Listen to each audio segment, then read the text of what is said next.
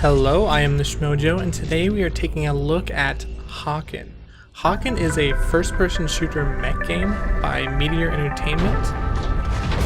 When I first took a look at this game, I've always wanted to be good at first-person shooters, and I've never liked the idea of mechs, but I'm never good at first-person shooters, and usually I get discouraged after like 10 minutes of playing and realizing that I suck at them. But with this game, I really enjoyed it, and the fact that it's mechs and first-person shooter and I really enjoyed it is a big surprise to me.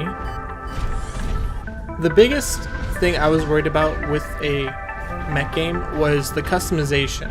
Whenever I played a mech game, I've played Armored Core, quite a few of their in that series, and I really enjoyed customizing my mech. What I was worried is that they wouldn't have that same sort of feel, like making the mech look like your own.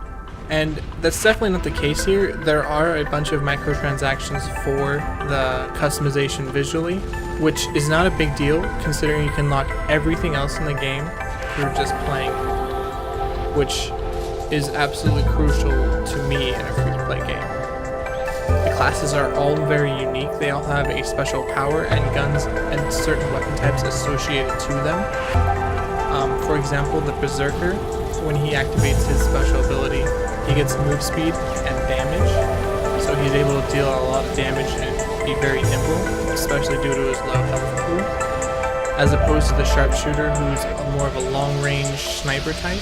When he activates his special ability, he gets a damage increase, which you can activate just before you're about to fire a shot, which is just a lot of fun, and the micromanagement you have to do is very interesting and adds another level of gameplay I really enjoyed. The Rocketeer can transform into basically like a rocket shooting tank that from the front takes 50% less or 40% less damage, but from the back you take 50% more. So as long as like you're not fighting anything behind you, all around you, and just in front of you, you can have such more survivability, which I really enjoyed. And there are, I think, close to 20 other mechs that are available just through playing the game.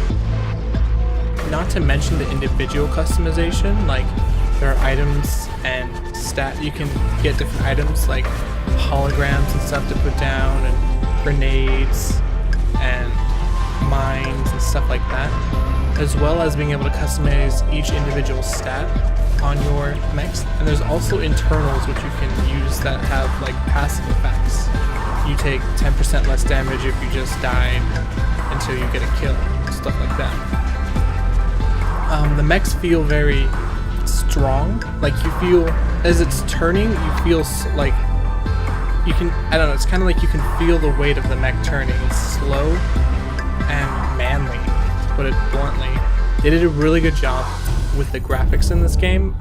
From the very beginning, when you log in, you feel like you're entering a different realm. I don't know, they did a really good job with the tone and the setting of the game.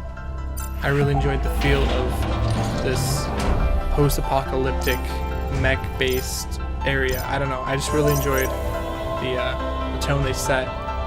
The game is definitely not pay to win. Each individual mech seems to have a lot of customization, and you can make it however you want. And it's mostly a skill game, which I really enjoy when I'm playing a game. Is I want to make sure I can win through skill, and that's definitely the case here. There are two downsides I found out with this game though.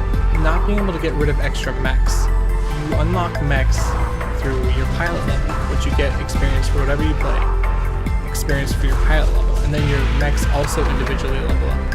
However, if you purchase a mech before you unlock it legitimately, and then you go and unlock it, you have an extra mech and you cannot delete it or sell it. For a person who doesn't like clutter, that kind of bugged me, but it's still like not enough to keep me away from the game at all. Another thing I found was the currency came a little slow, so I would strongly suggest in the beginning to not spend your money too frivolously. But other than that, I think the game is definitely a pick up and try if you are at all interested in FPS and looking for something interesting. I really enjoyed it, and I think you will too. I give it a schmoes, at a schmoes.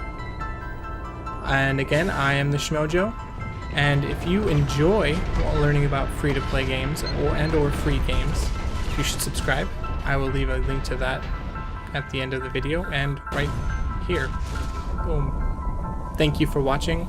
I'm TheShmoJoe, and take it easy. Yo ho ho and a bottle of rum!